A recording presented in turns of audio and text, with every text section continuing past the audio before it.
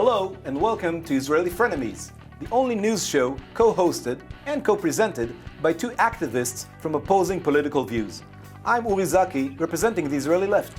And I'm May Golan, representing the Israeli right. We may be from the same country, but we don't share the same views. So get ready to find out why. So Uri, how was your week? My week was about just love, love, and more love. Those were the words President Trump chose to answer Israeli Channel 10's Moav Vardi's question about concerns within the American Jewish community of the rising anti-Semitic incidents since his election. In his answer, the president didn't even mention the word anti-Semitism, just spoke generally about racism and hatred. This continues the line the White House took last week when it insisted not to mention the Jewish victims on its International Holocaust Memorial Day press release. Standing next to the president was the leader of the Jewish state, Benjamin Netanyahu. He had a chance to address those authentic concerns of his fellow Jews in the US, while of course respecting President Trump's warm hospitality. He failed to do so. Not since the dawn of Zionism 120 years ago has there been such a distance between Israel and the Jews in the diaspora. And how was your week? Well, Uri, my week was definitely very, very different. My week was all about us entering to a new era of the death of politically correctness, a new era where our Prime Minister, Benjamin Netanyahu, is finally being accepted with a warm hug by the new President-elect, Donald J. Trump. I think that we are facing a new future that will lead to a true friendship between Israel and America, such as we have not seen for the last 8 years with Barack Hussein Obama. And I truly hope that we are entering a friendship zone that will keep Israel safe and the friendship between America and Israel forever and ever. And now, let's go to our first topic.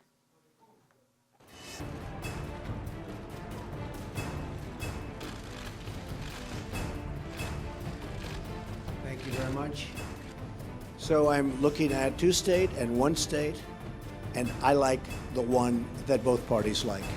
I'm very happy with the one that both parties like. I can live with either one. Well, for me, Uri, this meeting between our Prime Minister to Donald Trump was wonderful, obviously. I think that when Trump is saying, for me, one state or two state, whatever is good for you, for me it means that finally we won't have a president that forces us to do something against our will, and finally we will be able to run our country without the pressure from the left groups that we had in the United States. So, first of all, I have to mention that the way Netanyahu was accepted is very, it's a good thing. It's a good thing that the Prime Minister of our country... very different from what we had. Yes, I respect the fact that our Prime Minister was hosted in a very nice and positive manner. Having said that, I want to say two things. First of all, regarding this sentence, one state, two states, as if we're talking about, I don't know, what to buy in the grocery store. We're talking about the future of Israel, the future, whether we can flourish and succeed living in this country. The future of Israel means that the two-state solution is dead and buried. Perhaps. That's what it means. I hope not. First of all, I hope not. Well, I want to emphasize the fact that although I did not like what the president said about that issue, he did say an agreed upon one state or two state. An agreed upon, meaning agreed upon both the Palestinians and Israel. If the Palestinians will ever agree on a one-state solution, Israel to do something against our will. Right, but he said it's going to be an agreed upon solution. An agreed upon one state means that Israel would cease to be a Jewish homeland. Now, I see that as the worst possible future I can imagine. Well, I see that as what it is. And what it is for me is the fact that the two-state solution is dead. The Oslo agreements are dead. And we are finally finally facing the reality of the fact that there is one state for the Jewish people. And what about the 2.5 million Palestinians living in the West Bank? That is willing to accept her civilians in a case that they will not threaten her, not will attack her as they are doing right now. One second. We have have one country for the Jews.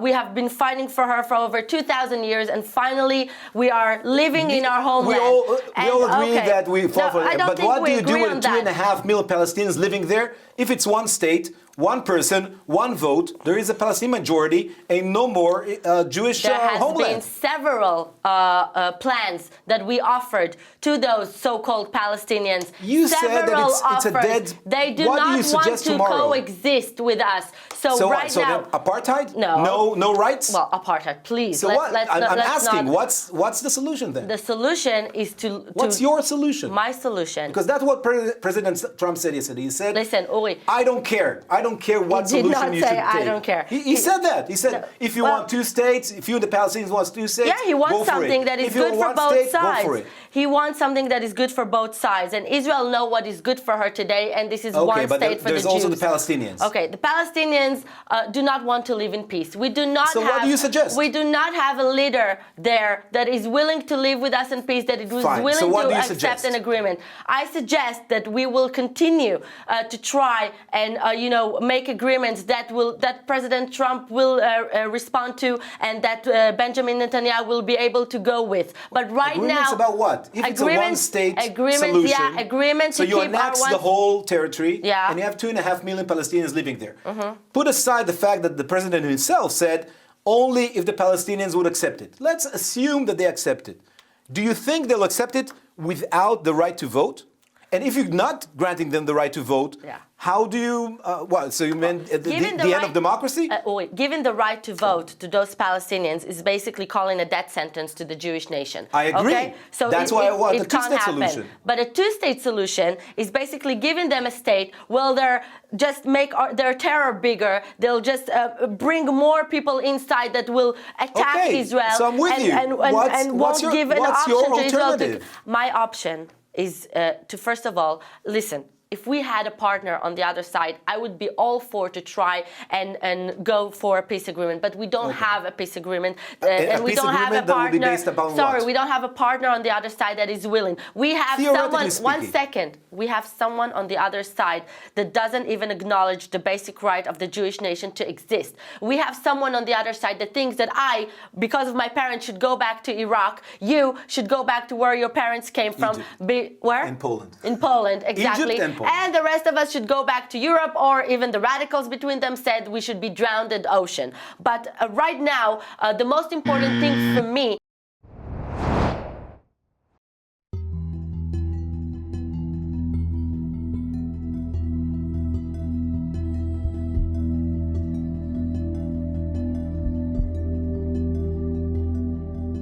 As far as settlements, I'd like to see you hold back on settlements for a little bit. We'll work something out. With us today is Boaz Ha'etzni, Director of Public Diplomacy for the Samaria Regional Council, and a columnist and one of the major voices within the settlement movement. Hi, Boaz. Hi. So, yesterday, after 8 years of Obama, we have a new settlement freeze. The president asked the prime minister for another settlement freeze. No, it's not. It's not accurate. Okay. Look, not accurate at all. in the period of 8 years of Obama, the settlements in Judea and Samaria grew up with something about minimum 150,000 Jews. So let us assume that the next 8 years are going to double itself. Why should we assume that, by the way? We heard yesterday the prime minister. We heard the president. He said it's going to be, hold back on settlements now. Why do you think it's going to be different? Can you compare the Obama attitude to the settlements and the Jewish presence in Judea and Samaria to Trump? Boaz, let's compare the ideological attitude of Obama burning against our presence here, and Trump who dropped some words and went on. Boaz, not- let me help you here. I think Uri is trying to make an elephant out of a fly. He's trying to make something that Trump may have said a little bit bigger than what it is. But do you think that And the Prime Minister yesterday repeated it when speaking to we reporters. both know where Trump stands and where Benjamin Netanyahu sure we stands, know. and we both know that settlements are going to grow, and we won't have a lot of issues, hopefully, in this upcoming 4 years. But Boaz, I want to ask you, do you think Donald Trump said what he said in order to keep some voices quiet, or he just, trying to show that he's actually objective in this side? Because we both know that the Donald Trump and his people around him and the minister and the ambassador David Friedman that is about to go in are very pro-settlements and very pro-Israel. My impression from this meeting was that Trump doesn't care about what Israel is going to do in Judea and Samaria. He dropped some words, and actually what we saw yesterday was the official the official executing of the Palestinian state, because the Palestinian state option has died somewhere about 10 years ago, because of the huge Jewish presence in Judea and Samaria, which is irreversible. But yesterday it was the declare of the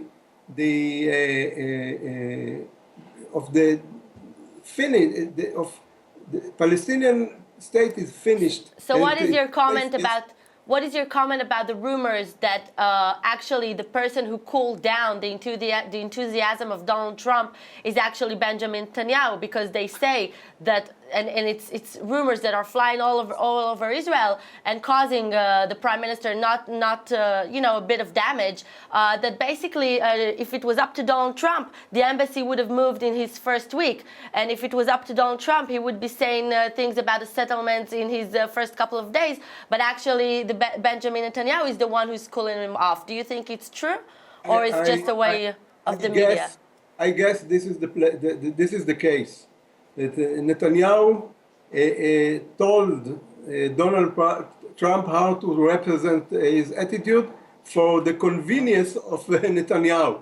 So what you're basically saying that Netanyahu, I want to emphasize what you're saying. You're saying that in order to deal with internal politics and the pressure from you guys, from the settlers, Netanyahu asked the president to be harsh on this issue. No, not to deal with the settlers, Uri, to deal with the actual pressure from the left groups and the left groups. Yeah, because he's trying. But what the rumors are saying, and I'm not validating if they're true or not. And tell me, Boaz, if I'm right. Why does he care about the left groups? Is that in order to keep his his power in his government, Benjamin Netanyahu don't want the embassy to move, don't want more settlements to build, so he'll be able to continue and play. One second. This is too much for me. I don't understand what you're saying. I know. This is a very explain it to strong the theory. viewers So I'm and to trying. me. The viewers. Again, I'm explaining that the rumors that are running, not just rumors, the talks in between the media and between the Likud people themselves, is that in order to keep his strong, method of Benjamin Netanyahu in his government, he wants to keep playing the game where he wants to do right-wing actions, but the government won't let him, the government in the US. And he doesn't have it with Donald Trump this time. But that's vis-a-vis the right, not vis-a-vis the left. I think Netanyahu is not a revolutionary. He is a conservative. He wants to conserve the situation. He doesn't want any change. And if there is changes, he wants to do it very, very small changes, and it doesn't want to make any revolution in the situation in Judea and Samaria. So this is our duty to press and to drive him to build much more, because this situation or this strange situation of our huge presence there without any rights, because we are the only population in Israel. Finish your sentence. Military control, military regime. We don't have democracy. Boaz, we need to finish. Thank you so much for being with us today. Thank you very much. My pleasure. Thank you.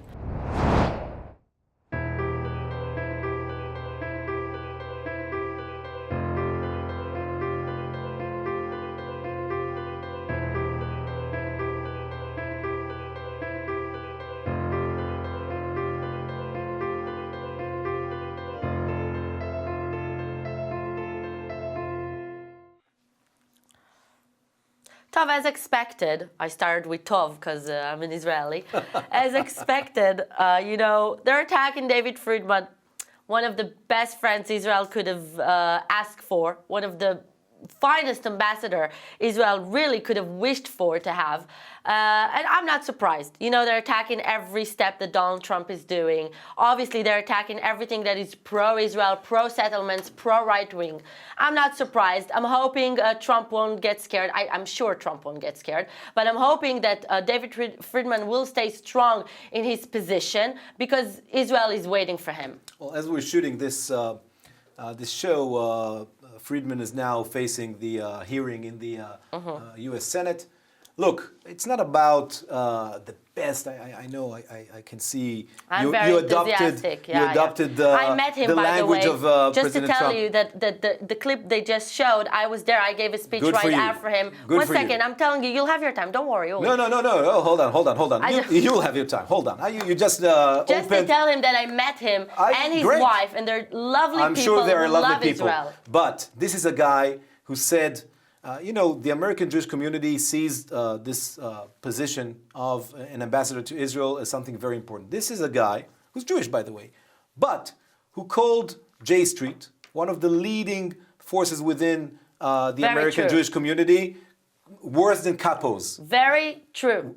Well, perhaps if he would Very have, true. if he When would there have is run, an excuse me, organization who is working against Excuse me, Israel, but this is against a guy- their safety, against what is happening here, Mai, of course there are Mai, worse. Mai, He is Mai, right because he cares Mai, about Israel. time out. No, time This is out. This is a guy who's supposed to represent the American administration. He's not a politician. He's a diplomat. This is not to call your fellow Jews worse than They're not his capos. fellow Jews, Uli. His there fellow are American people who Jews. are working against This is Israel something that- daily. this And is this is, by someone the way, the who opinion of the majority of Israel. Five former U.S. ambassadors to Israel said he's not fit Yeah. for this position. Ambassadors who are Ambassadors A, who- lefties, who- B, no, B, Mai, no, B, no. jealous, Don't- C, don't want to see real don't improvement distort in Israel. don't What? come with Saying the alternative truth is facts and distort? fake Come news. on. We're talking about ambassadors to various administrations, both Republican and Democrat. Yeah. It's just not true. Uli, let me comment. Listen, in the end of the day, as I said before, I gave a speech in this clip right after David Friedman. Good for and you. Not the point. Good for me, yeah, but Yeah. let me finish. As I said, I met a person who not only cares about Israel, but loves it with his true blood and his true He heart. loves. He's And the head in of the end Beit the day- El Fund. That's great. Let me He's tell for you the settlements. something. He's When you're not. saying, He doesn't Uli, love Israel. when He he's loves saying- a specific Okay. Israel. Only one kind of You're Israel. shouting when he's saying that when you're saying that he's supposed to represent the American administration. Right. He is representing the American administration by saying this about JJ.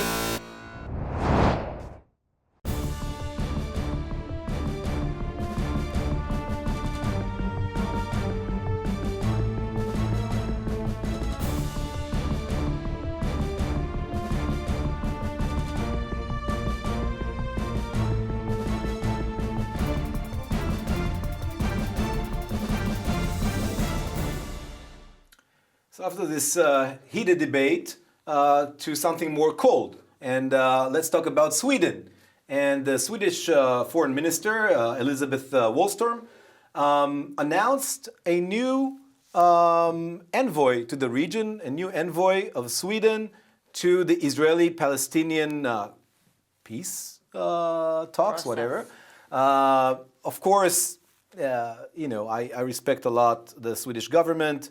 And I respect their somewhat sense of humor, I would say, because first of all, regardless of what I think about Sweden, it's obvious that the Israeli government doesn't accept their offer, nor do they see Sweden as a friend of Israel right now, and there's no peace process whatsoever.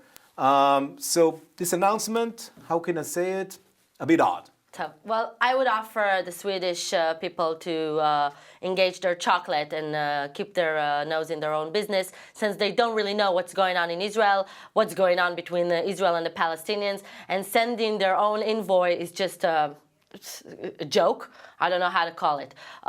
Really, being a country that really doesn't deal with this kind of conflict, not surrounded by enemies, doesn't have daily and hourly threats to destroy her, and mostly living like a fun, good life, criticizing and trying to think that they know what to do about it, for me is pathetic. And you know what? It's not just about Sweden. It's the chutzpah, and I'm saying it in Hebrew. It's the nerve that so many countries, especially in Europe, has to criticize, and we see it in the UN, criticize what's going on in Israel when they are not living here, not experiencing what we're experiencing, and see it one side only, that mostly the left likes to sell to them. And for me, it's saying, who are you to get involved in what you do? Do we involve in other people's issues? First of all, of course we are. We have a foreign ministry that does that. And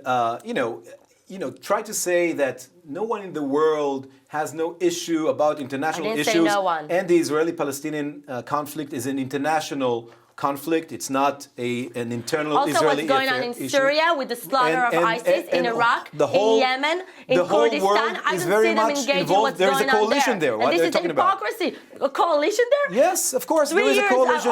There are talks in Geneva right now. Hundreds of thousands of people were slaughtered there, Uli. And they're engaging what's going on here in Israel? You're totally right that the world does not do enough. But to say that nobody is interested in what's going on there is also saying we're the only ones in the world. How many resolutions has passed in the UN against Syria? Zero. As long as we How many occupy the resolutions Palestinians, against Israel? Please let me finish a sentence. Okay. But answer my question after. I'm trying to do it, but you're not letting me. As long as we occupy the Palestinians, the world will be focused here. You can't avoid it. It's an international conflict that the world puts an energy into it. They're trying to avoid the real problems in the world and deal with something that is so small. You are very happy when President minority. Trump is interfering, right? Because he's following your. President Trump is not interfering. He's a friend. There is a very big difference.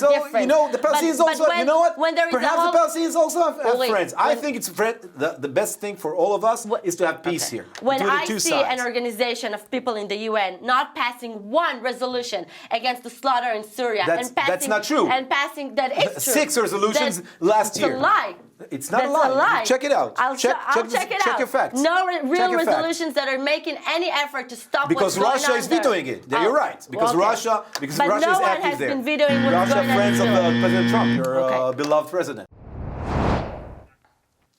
So we had a very heated show today, me and Uri. We had very hot topics, but I want to end on a good note and saying we had Valentine's Day this week, and I'm just hoping that not just on Valentine's Day we will show love to each other, but we will try to spread the love every day, every hour, all year long. Right, Uri? Yeah, you took an international, I would say, or a Christian holiday. I would international use for me.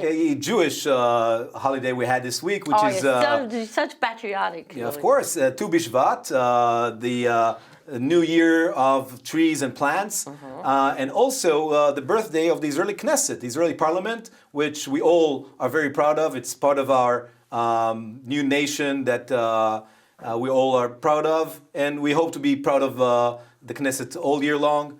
So, and I'm looking forward for next week. So thank you very much, Uri, and thank you very much for joining us.